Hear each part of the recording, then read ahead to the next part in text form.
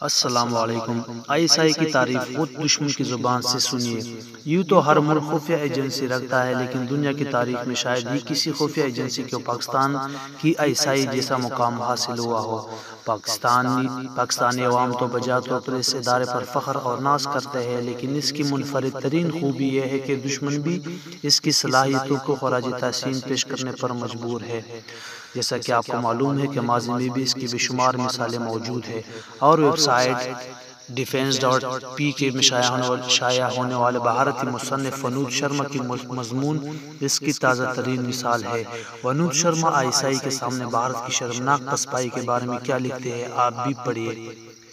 پاکستان کی تعریف کرنا پڑے گی۔ کیا دنیا میں ایسا کوئی اور مثال ملتی ہے کہ ایک چھوٹے سے ملک نے خود سے کئی گنا بڑے ملکوں کی بے خود مقابلہ کیا ہوا ہو، جن میں سے ایک سپر پاور اور دوسرے سے فریب میں مبتلا کہ وہ سپر پاور بننے والا ہے۔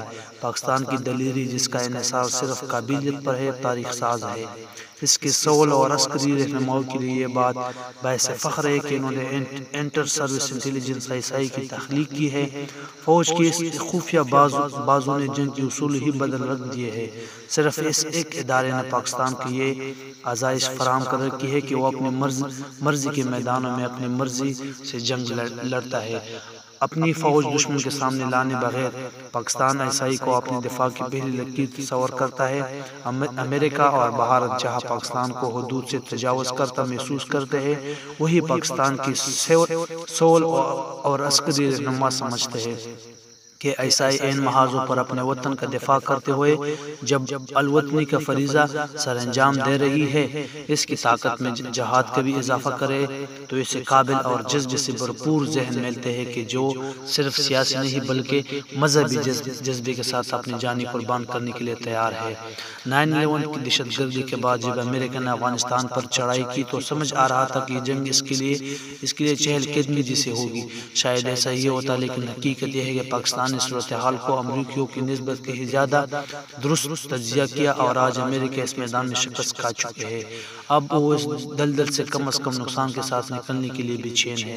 اس ISI نے سوویت یونین کو عبرتناک شکست دی اور افغانستان میں تنزوی گہرائی حاصل کی جس کی اسے تلاش تھی، اور یہ آج بھی اس کوشش میں کامیاب نظر آتی ہے۔ افغانستان کی مشکلات کے باوجود کشمیر کو فراموش نہیں کیا گیا۔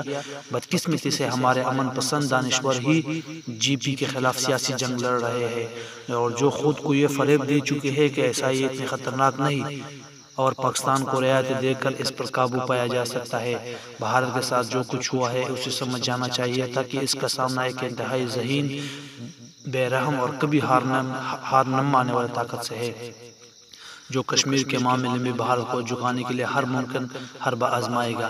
اگر افغانستان میں انہوں نے اپنے مقاصد حاصل کر لیے تو ان کی پوری توجہ بھارت کی طرف ہوگی، جو سوویت یونین اور امریکہ کے ساتھ ہو چکا ہے۔ وہی خود کو کامیاب سمجھنے والے بھارت کے ساتھ ہوگا، لیکن ہم اسے سمجھنے سے قاصر ہیں۔ بھارت کی اپنی خفیہ تنظیم راہ بہت بڑے بجٹ کے ساتھ کئی دہائیوں سے ISI کا مقابلہ کرنے کی کوشش کرتے رہی ہے، لیکن اس میں بری طرح ناکام ہو رہی ہے۔ راکو پولیس افسران کی کمزور قیادت حاصل ہے، اور اسے چلانے والا بابو کلچر سیٹ آپ نے سیاسی سمت، پیشہ ورانہ مہارت اور ISI جوش و جذبے کی کمی ہے، اور جو ISI جیسی ایجنسی کو شکست دے سکے۔ کیا بھارت کے پاس ان چینچلوں کا سامنا کرنے کے لیے کوئی منصوبہ ہے جو یقینی طور پر اس کے سامنے آنے والی ہے؟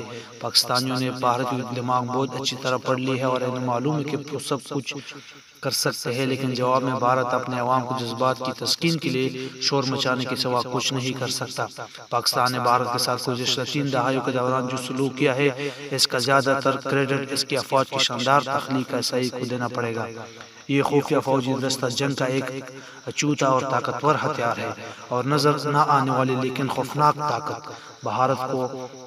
بھارت کے پاس اس کا کوئی جواب نہیں ہے، اور نہ ہی مستقبل میں اس کا کوئی امید۔ مجھے اس کی تعریف کرنا پڑے گی جو پاکستان نے، جو کہ ہجوم بھارت کا چھٹا حصہ ہے اور جس کا GDP بھارت کا 10واں حصہ ہے، اور جس کی کامیابی حیران کن رہی ہے۔ کاش وہ ہم سبق سیکھ پاتے جو ISI ہمیں سکھانے کی کوشش کرتے رہے۔ سلام پاکستان آرمی اور ISI۔